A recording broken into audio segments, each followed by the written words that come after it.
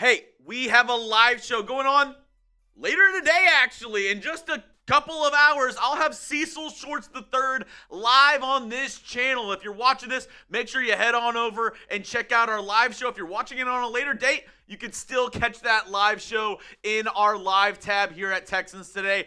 Either way, make sure you hit that subscribe button. Turn on your notifications for the latest Texans news and rumors all year long. But if you're watching this right as I put it out, reminder, today at 3 o'clock, I'll have Cecil Shorts III on, answering all your questions around the Texans and the NFL.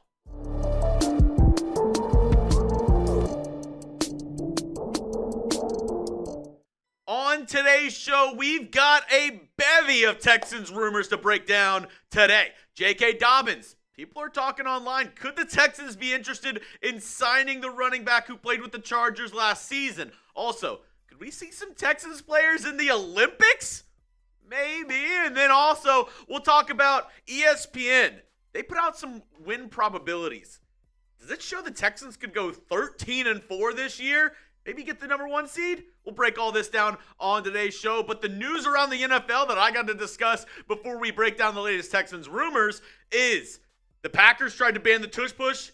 Not successful. They did not get enough votes. They did not receive the required 75% support from the NFL's owners to pass per source. And actually, I kind of found this interesting because D'Amico Ryans came out and said, I don't see anything wrong with the Tush Push. I don't think it should be banned.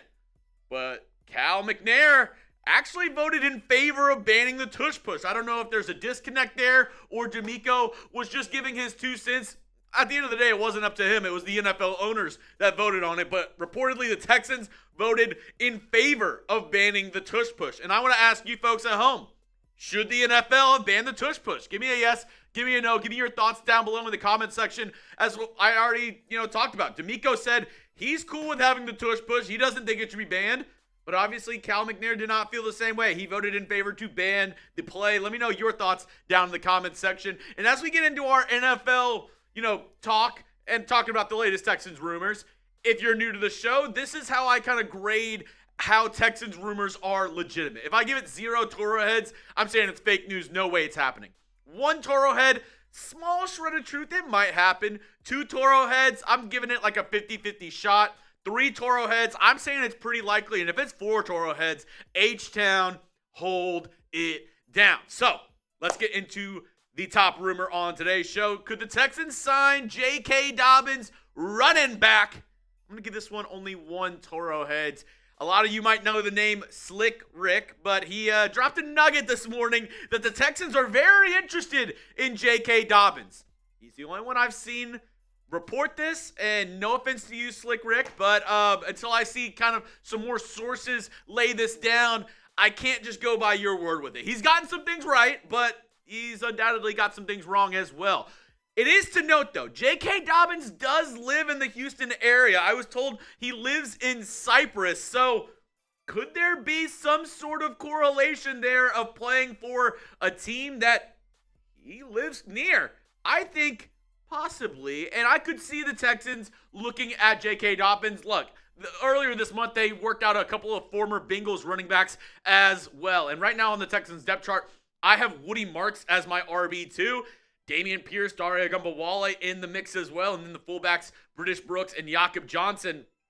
I think the Texans, sure, they could add a running back. And I see a lot of people talking about, Joe Mixon, he dealt with injuries all last year and reportedly, in a walking boot or, is still injured.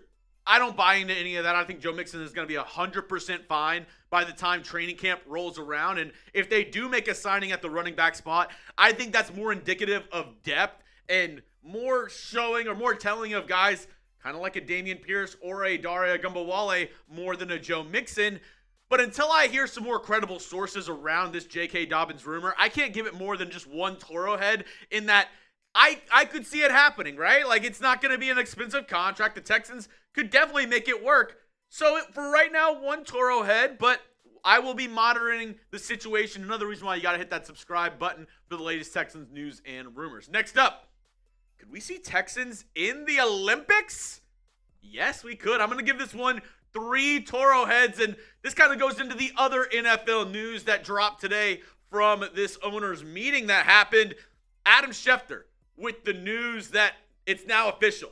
The NFL owners voted today to permit players to participate in flag football in the 2028 Summer Olympics in Los Angeles. So we could see some Texans repping the good old US of A. So I want to know from you, which Texans players could make the US Olympic team? Now, I talked with and it's funny that I'm even saying this, our flag football expert here at Chat Sports. His name is Marshall Green. Funny enough, he actually went through some not Olympic, but US team trials for flag football. He's a flag football guy. He's been playing it for many years.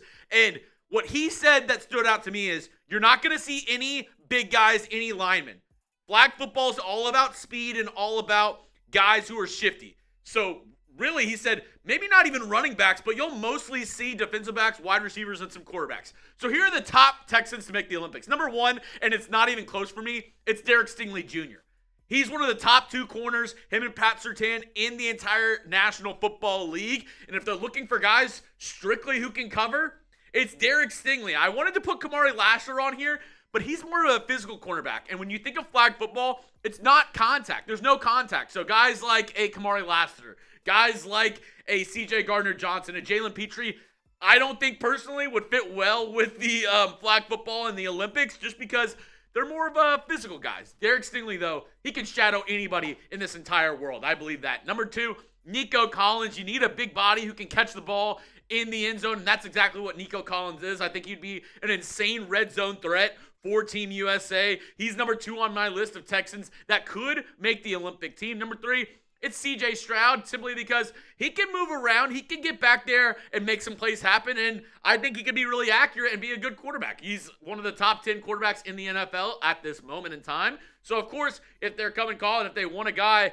maybe CJ Stroud. Now, I do think maybe a Lamar Jackson, maybe Josh Allen might become, more favorable for the game of flag football rather than normal football. But I think CJ Stroud has an opportunity to do this as well. A couple dark horses. Calen Bullock last year was tied for the lead for rookies in interceptions. He's a ball hawk back there. And that's what you need in flag football, somebody who can watch the quarterback's eyes, go and track the ball. That's exactly what Calen Bullock is. And actually, I think he should be above CJ Stroud now that I'm thinking about it a little bit more, because he's somebody who, what's his biggest flaw? What's his biggest weakness that we talk about?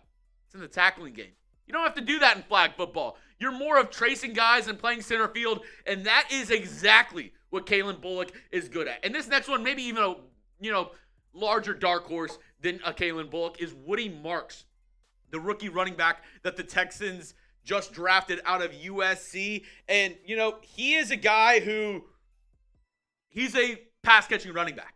That's exactly what you need in flag football, somebody who has great hands. And then if you're looking at the running back position, you need your running back to basically be another receiver out there. And I think that's exactly what Woody Marks is. Out of all the running backs in this draft class, he was by far the leader in receptions during his collegiate career, reception yards, and reception touchdowns.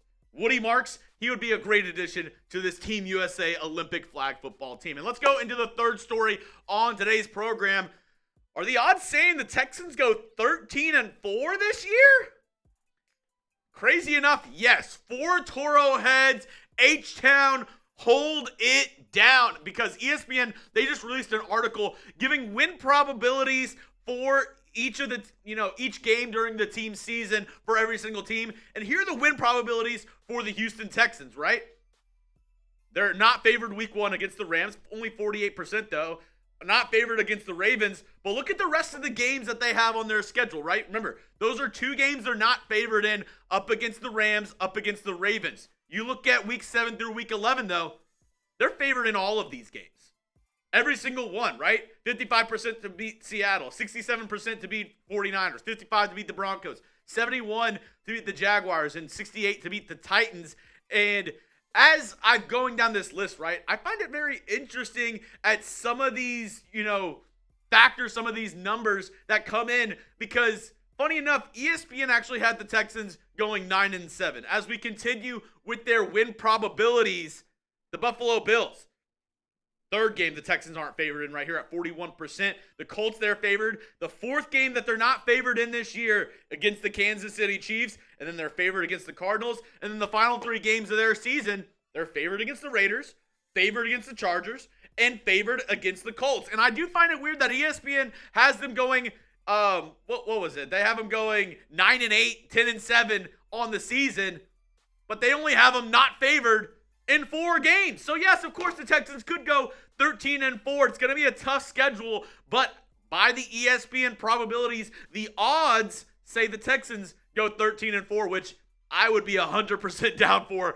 as a Texans fan if they went 13-4 on the year. That's all I have for you on today's show, folks. Reminder, today, in just a little over an hour, I'll be talking with former Texans player and current MC, Cecil Shorts III. Hopefully you can join me for our live show today at 3 o'clock Central Time. Be there or be square.